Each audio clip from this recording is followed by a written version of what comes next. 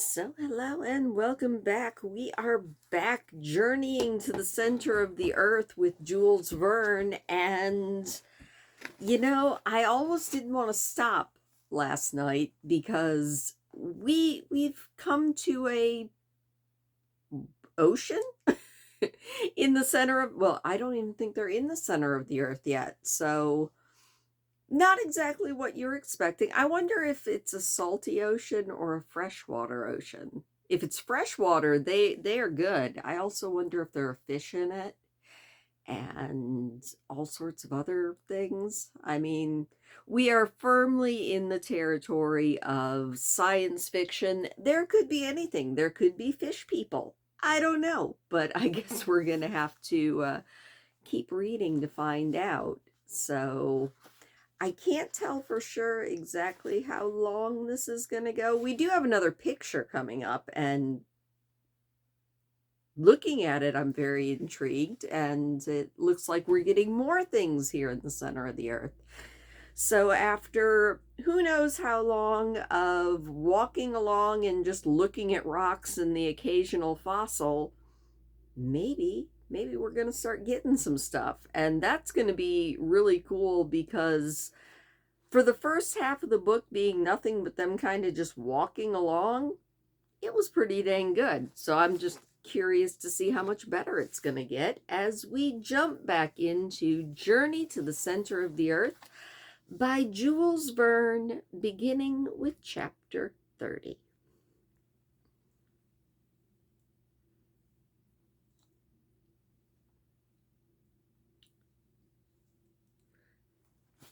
Helps if I actually get the glasses on my face. At first, I saw nothing. My eyes, unaccustomed to the light, closed quickly. When I was able to reopen them, I stood more stunned than amazed. The the sea? I exclaimed. Yes, my uncle said.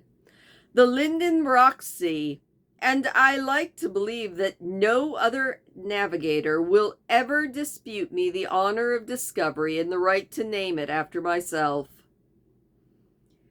A vast surface of water, the beginnings of a lake or an ocean, spread far beyond the range of the eye. The deeply indented shore met the lapping of the waves with a fine golden sand strewn with those small shells that were once inhabited by the first beings of creation. The waves broke on this shore with the resonant murmur that is typical of vast enclosed spaces. A light foam was blown away by the breeze of a moderate wind, and some spray fell onto my face. On this gently sloping shore, about 100 fathoms from the edge of the waves, rested the foot of enormous cliffs that rose up, widening away to an immeasurable height. Some of them, dividing the beach with their sharp ridge, formed capes and promontories eaten away by the erosive force of the surf. Farther on, the eye discerned their sharply outlined mass against the hazy background of the horizon. It was it was a real ocean with the irregular outline of earthly shores, but it was deserted and frighteningly wild. If my eyes were able to range widely over this great sea, it was only because a special light illuminated the most minor details. It was not the light of the sun, with its shafts of brightness and the splendid radiation of its beams, nor was it the pale and uncertain gleam of the night star, which is just reflection without heat. No, the illuminating power of this light, its trembling diffusiveness, its clear, dry whiteness, its low temperature, and its brightness, which surpassed that of the moon, showed that it must obviously be of electrical origin. It was it was like an aurora borealis, a constant cosmic phenomenon that filled a cavern large enough to contain an ocean. The vault suspended above my head, the sky, so to speak, seemed made up of vast clouds shifting and moving steam, which, through condensation, had to turn into torrential rain on some days, I was sure. I would have thought that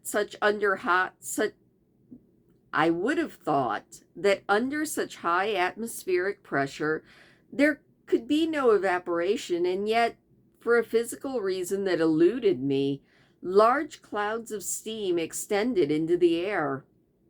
But at that time, the weather was good. The electric layers produced astonishing effects of light on the highest clouds. Deep shadows were sketched on their lower wreaths, and often, between two separate layers, a beam pierced through to us with a remarkable intensity. But overall, it was not the sun, because its light had no heat. Its effect was sad, supremely melancholy. Instead of a firmament glittering with stars, I sensed a granite vault above the clouds that crushed me with its weight. And all this space, enormous though it was, would not have been enough for the movement of the humblest of satellites. Then I remembered the theory of an English captain who likened the earth to a vast hollow sphere, inside of which the air remained luminous because of the immense pressure, while its two stars, Pluto and Persephone, followed their mysterious orbits there. Could he have been right? We were, in reality, imprisoned inside of an immense cavity. Its width was impossible to judge, since the shore ran as far as the eye could reach, and so was its length, for the eye soon came to a halt at a somewhat indistinct horizon. As for its height, it must have extended several leagues. Where this vault rested on its granite base, no eye could tell, but there was a cloud suspended in the atmosphere whose height we estimated at 2,000 fathoms, a greater height than that of any terrestrial steam, due no doubt to the density of the air. The word cavern obviously does not convey any idea of this immense space, but the words of the human language are inadequate for someone who ventures into the abyss of the earth. I do not know, at any rate, what geological fact would explain the existence of such a cavity. Had the cooling of the globe been able to produce it?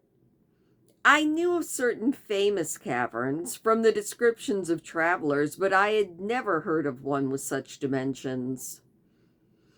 Even if the grotto of Guacharca in Colombia, which had been visited by Humboldt, had not yet yielded the secret of its depth to the scholar who explored 2,500 feet of it, it probably wasn't much bigger than this. The immense Mammoth Cave in Kentucky is of gigantic proportions, since its vaulted roof rises 500 feet above an unfathomable lake, and travelers have explored more than 10 leagues without finding the end of it. But what were those cavities compared to the one which I was now admiring, with its sky of steam, its electric radiation, and its vast enclosed ocean? My imagination felt powerless before its immensity. I gazed on all of these wonders in silence. Words failed for me to express my feelings. I felt as if I were witnessing phenomenon on some distant planet, Uranus or Neptune, of which my terrestrial nature just had no knowledge. For such novel sensations, new words were needed, and my imagination failed to supply them. I gazed, I thought, I admired with an amazement mingled with not a little bit of fear. The unforeseen nature of this spectacle brought healthy color back to my cheeks. I treated myself with astonishment and was effecting a cure with this new therapy. Besides, the keenness of the very dense air reinvigorated me. It gave more oxygen to my lungs. It will be easy to understand that after an imprisonment of 47 days in a narrow tunnel, it was infinitely pleasurable to breathe this air full of moisture and salt. So I had no reason to regret that I had left my dark grotto. My uncle, already used to these wonders, was no longer astounded. "Do you feel strong enough to walk a little?" he asked me. "Certainly," I told him. "Nothing could be more pleasant." "Well, take my arm, Axel, and let's follow the meanderings of the shore." I eagerly accepted, and we began to walk along the edge of this new ocean. On the left, steep cliffs piled on top of one another formed a titanic heap with a very prodigious appearance. Down their sides flowed innumerable waterfalls, which turned into limpid, resounding streams. A few bits of steam, leaping from rock to rock, marked the location of hot springs, and streams flowed gently towards the shared basin, taking the slopes as an opportunity to murmur even more pleasantly. Amongst these streams, I recognized our faithful traveling companion, the Hansbach, which came to lose itself quietly in the ocean, just as if it had done nothing else since the beginning of time. "We'll miss it," I said with a sigh. "Bah," said the professor. "This or another one, what does it matter?" I personally found that remark rather ungrateful. But at that moment, my attention was attracted to an unexpected spectacle. At a distance of 500 feet, at the turn of a high promontory, a high, tufted forest appeared before our eyes. It consisted of moderately tall trees shaped like normal parasols with precise geometrical outlines. The currents of wind seemed to have no impact on the leaves, and in the midst of the breezes they stood unswerving like a clump of petrified cedar. I quickly hastened forward. I could not give a name to these peculiar specimens. Did they not form part of the 200,000 plant species already known to date? Was it necessary to give them a place of their own amongst the water plants? No. When we arrived in their shade, my surprise turned to admiration. In fact, I was facing products of the earth, but grown to gigantic stature. My uncle immediately called them by name. "It's just a forest of mushrooms," he said. And he was right. Imagine the development of these plants, which prefer a warm, moist climate. I knew that according to Bolzard, the Lycopterodon giganteum reaches a circumference of 8 or 9 feet, but these were white mushrooms, 30 to 40 feet tall, with a cap the same diameter. And there they stood by the thousands. No light could penetrate into their shade, and complete darkness reigned beneath these juxtaposed domes that resembled the round, thatched roofs of unknown towns. But I wanted to go further. A deadly cold descended from these fleshy vaults, and for a half an hour we wandered in the humid darkness, and it was with a genuine feeling of well-being that I returned to the seashore.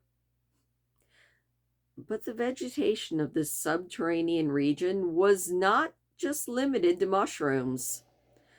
Farther on, there were clusters of tall trees with faded foliage. They were easy to identify. These were the lowly shrubs of earth, but in prodigious sizes. Lycopods 100 feet tall, giant singularias, tree ferns as tall as a pine from the northern latitudes, Lepidodendra with cylindrical forked stems that ended in long leaves and bristled with coarse hairs looking like monstrous fat plants. Amazing! Magnificent! Splendid! Said my uncle. Here is the entire flora of the secondary period of the world, the transition period. Look at these humble garden plants that were trees in the early days of the globe. Look, Axel, and admire them. Never has a botanist been at a celebration such as this. You're right, Uncle. In this immense greenhouse, Providence seems to have wanted to preserve the prehistoric plants which the wisdom of scholars has so successfully reconstructed.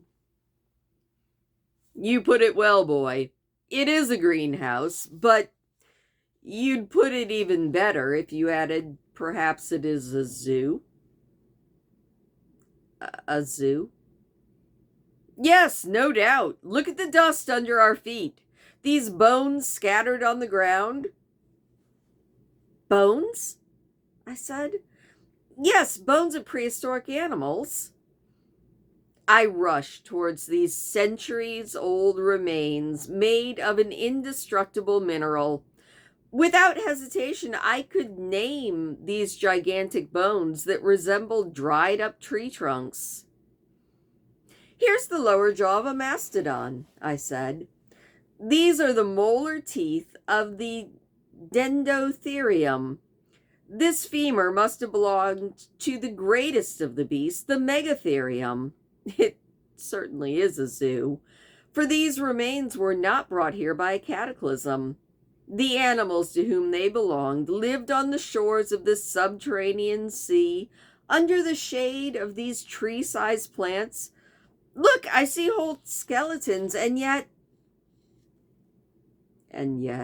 said my uncle, I don't understand the presence of quadrupeds in this granite cavern. Why not?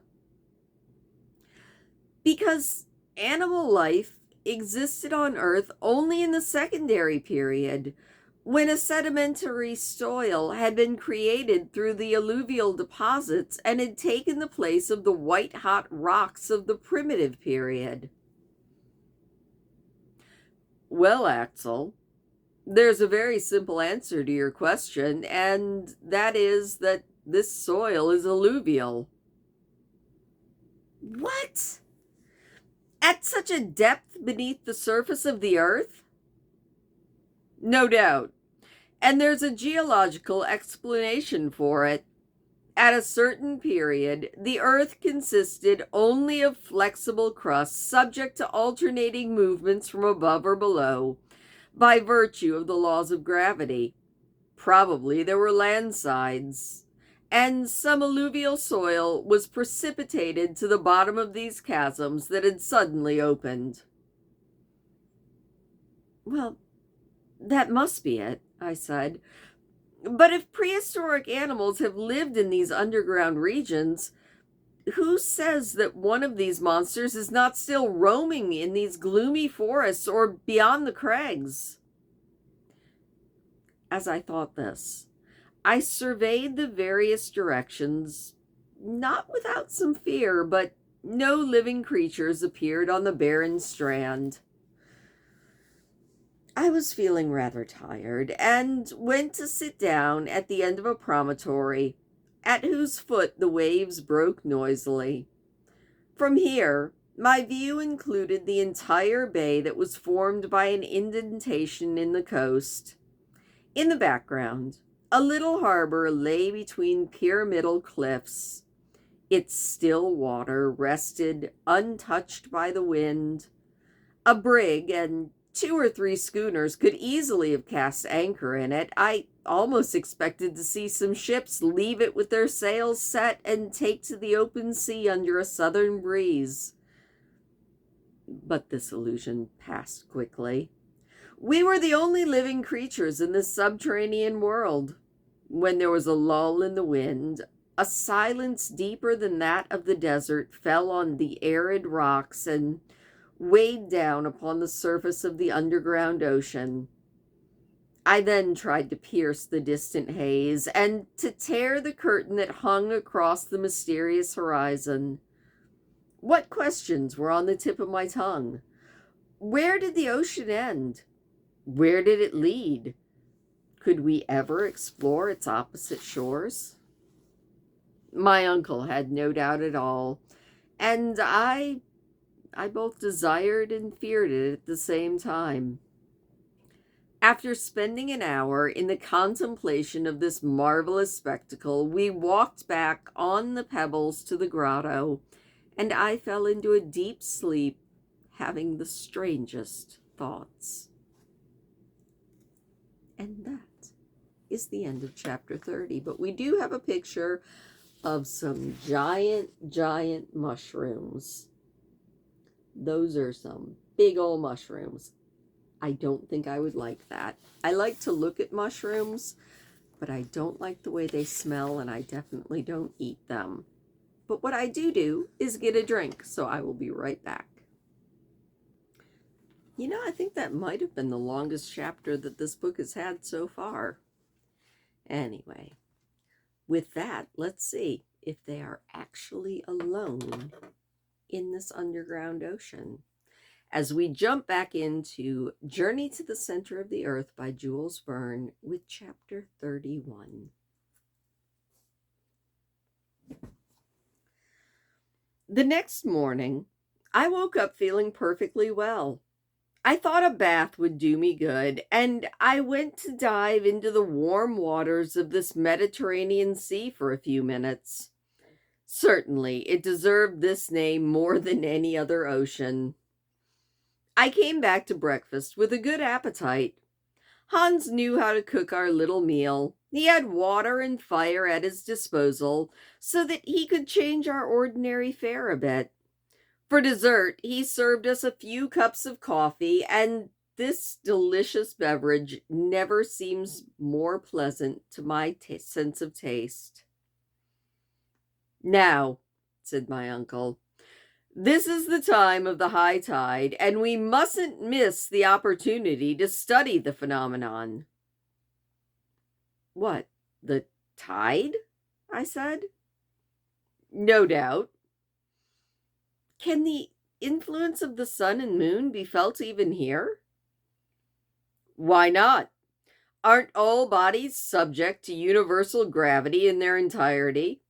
So this mass of water can't escape the general law. And in spite of the heavy atmospheric pressure on the surface, you'll see it rise just like the Atlantic. At that moment, we walked on the sand of the shore, and the waves were gradually encroaching upon the pebbles. Here's the beginning of high tide, I said. Yes, Axel. And judging from these tide marks of foam, you can see that the ocean rises about 10 feet. That's wonderful. No, it's natural. That's easy for you to say, Uncle, I told him. But all of this seems extraordinary to me, and I can hardly believe my eyes. Who would have ever imagined an ocean under the terrestrial crust with ebbing and flowing tides and winds and storms? Why not? He told me. Is there any physical reason against it? I don't see any, as long as we abandon the theory of core heat.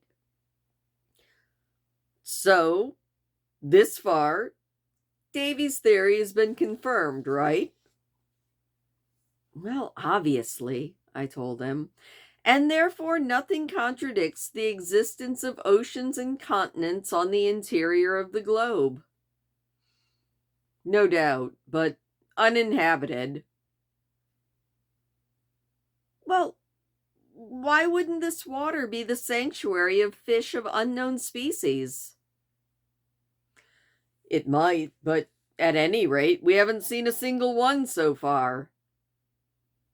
Well, then let's make some lines and see if bait draws as much here as it does on the surface. We'll try, Axel, because we must penetrate all the secrets of these new regions. Where are we, Uncle? I haven't asked you that question yet, which your instrumentation must be able to answer. Horizontally, 350 leagues from Iceland. As much as that? I am sure that I am not off even by 500 fathoms. Does the compass, does it still show southeast? Yes, with a westerly deviation of 19 degrees 45, just as above ground.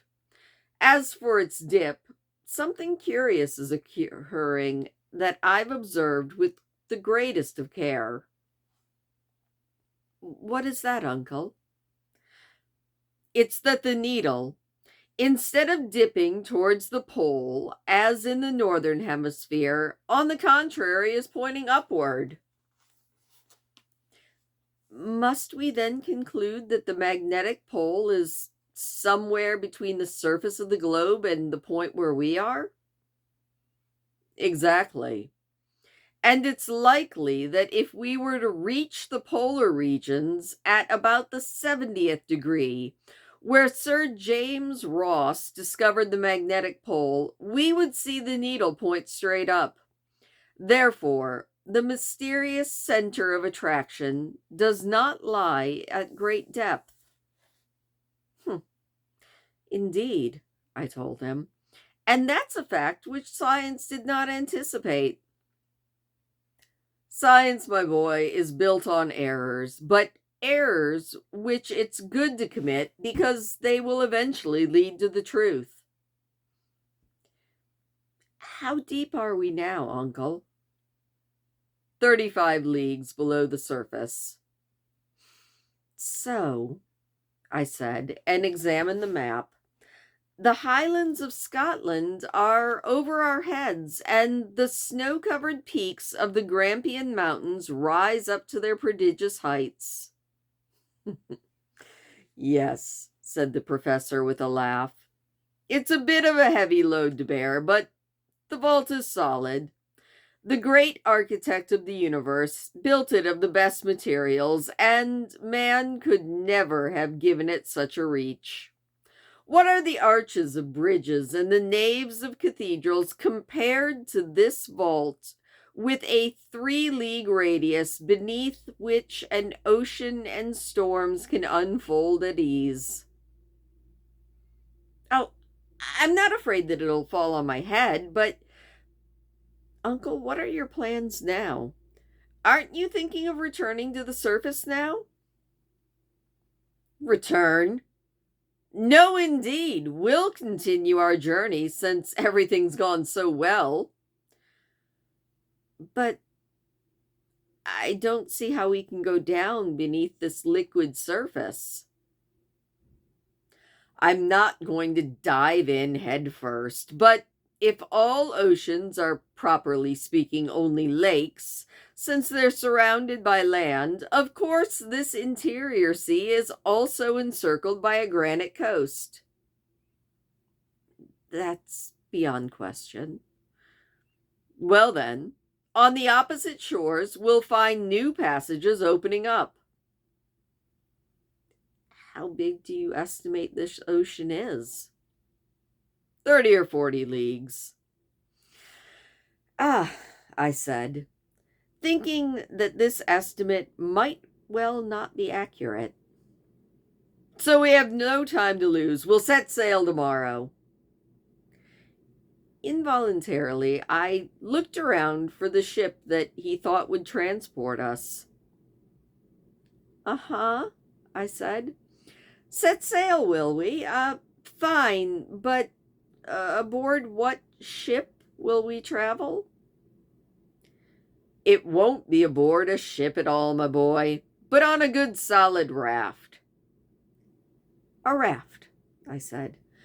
A raft is just as impossible to build as a ship, and I don't see. You don't see, Axel. But if you listened, maybe you would hear. Hear? Yes. Strikes of the hammer that would tell you that Hans is already working on it. He's building a raft? Yes. Has he already felled trees with his axe? Oh, the trees were already down. Come, you'll see him at work. So after a walk of a quarter of an hour, on the other side of a promontory which formed a little natural harbor, I saw Hans at work. A few more steps and I was at his side. To my great surprise, a half-finished raft was already lying on the sand. It was made of beams of a peculiar wood, and a great number of planks, hinges, and frames were strewn all over the ground. There was enough material for an entire fleet. Uncle, I said, what wood is this? It is pine, fir, birch, all kinds of northern conifers, mineralized by the seawater. Is that possible? I asked. It's called Suterbrand, or fossil wood. But then, like Lingate, it must be as hard as stone. It can't float, right? Sometimes that happens. Some of these woods have become true fossils, but others, like these, have only gone through the beginnings of the fossil transformation. Look, said my uncle, throwing one of these precious remains out onto the sea. The piece of wood, after disappearing briefly, returned to the surface of the waves and swung back and forth with their movement. Are you convinced? Said my uncle. Convinced? Though that's incredible. By the next evening, thanks to our guide's skill, our raft was completed. It was 10 feet by 5 feet. The beams of Suterbrand, tied together with strong rope, gave us an even surface, and when it was launched, this improvised vessel floated calmly on the waves of the Lindenbrock Sea. And that is the end of chapter 31. A much shorter chapter, but things are definitely happening. I don't know that I would want to sail on an ocean, even an ocean underground, and that was warm, on a raft. I mean, they've already mentioned that there are storms, electrical storms on this ocean, and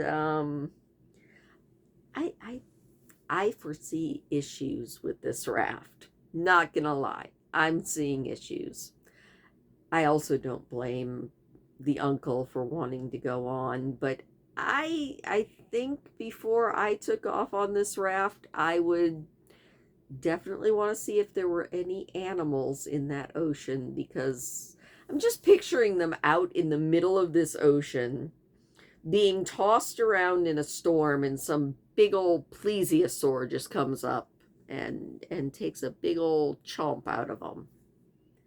But then again, I'm a disaster seer. So anyway, this story's getting so good. Thank you, as always, for listening. I hope that you're enjoying the story as much as I am, and I will see you tomorrow.